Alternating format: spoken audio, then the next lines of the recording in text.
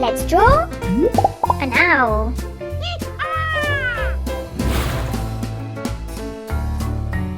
Add some details to make it interesting. Yeah. Great job! Keep going! Let's colour in. Use short strokes for texture.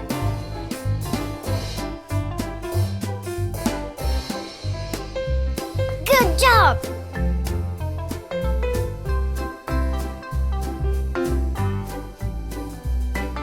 Let's try a different colour for this part.